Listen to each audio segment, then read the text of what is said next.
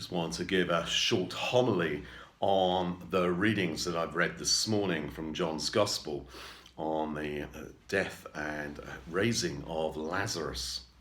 This Gospel passage from John today is long. It starts a new part of our Easter journey as we now enter what we know as Passiontide. We are still in Lent, but now we journey with Jesus in his final week.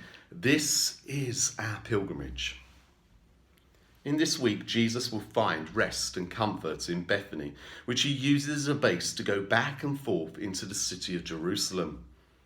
Bethany is the place where his close friends live, Mary and Martha, and their brother, the one whom Jesus is said to have loved, Lazarus. But from the world's eyes, nothing seems to be going to plan. Jesus is at the height of his ministry. He can go nowhere without being recognized. Thousands are following him, including his enemies. Jerusalem is a very dangerous place for Jesus. It's a dangerous place to go now. His disciples in this passage warn him against going there for fear he will be stoned to death. This is a real problem because Lazarus, his friend, is now seriously ill. As word is being sent to Jesus, he has maybe hours to live. What will Jesus do? And Jesus decides it is better to stay where he is for another 2 days. Surely then Lazarus will die, his disciples thought. But Jesus reveals something that rings true throughout this passage, that he has total authority over life and death. He tells them Lazarus will not die, he only sleeps. True to form, the disciples get everything wrong. If Lazarus sleeps, he will get better without Jesus. And bless him, Thomas, after being told bluntly that Lazarus is actually dead, wants some of the same. They clearly have no idea of what Jesus is talking about when he says, "Through what I am going to do, I will be glorified." Sure enough, by the time they and Jesus arrive, Lazarus has been in the grave for 4 days. Mary and Martha have gone into a state of mourning. Martha, who greets Jesus on the road, knows that if Jesus has been there before, if he had been there before, Lazarus might have survived. He would have been able to heal him before he drew his last breath. How did she know this? She knows this because she has witnessed Jesus' miracles many times before.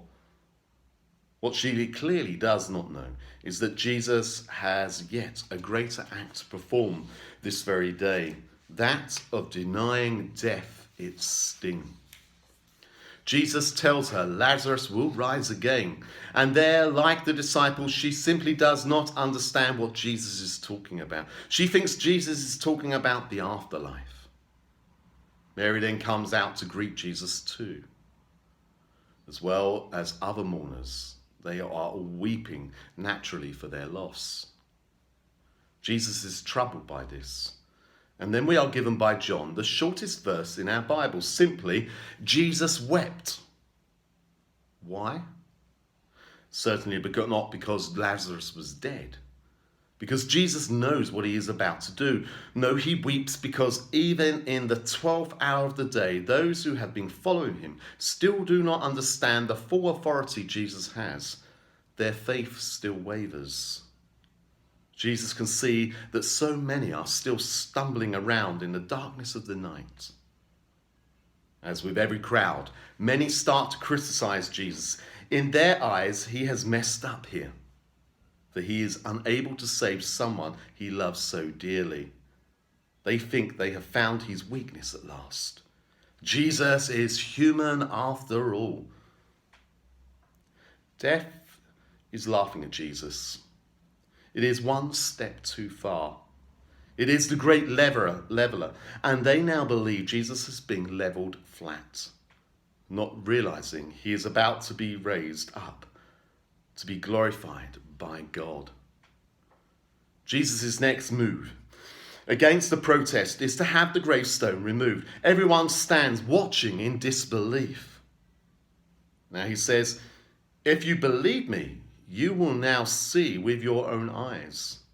And the greater irony here is that if you didn't believe me, you soon would. Jesus then prays to his Father. His prayer is that people will at long last finally believe he is God's Son, sent by God to them, to us all. Lazarus, come out, Jesus cries. Come out.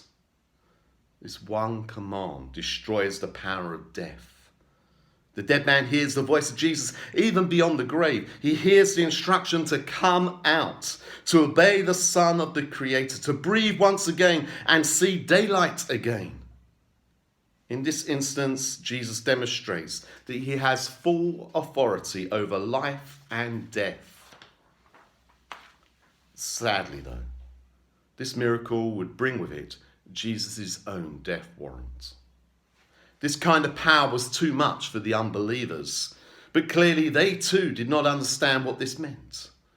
That not even the cross and Jesus' own grave would be able to stop him from rising again and offering each one of us the same.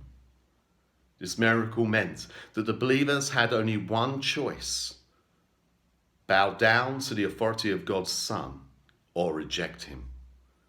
If they allowed Jesus to live, no one would seek their authority again. We too are presented with the same dilemma today. We have two options, just two. We can accept the full authority of Jesus in our lives, acknowledging that only he has the power over life and death, or we can dismiss his authority and put our trust and faith in the world instead, facing the grave as the final destination with no hope beyond it.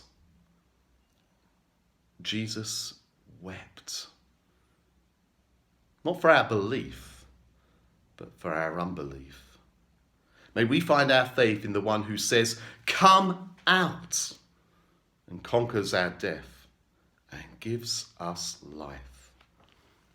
Amen.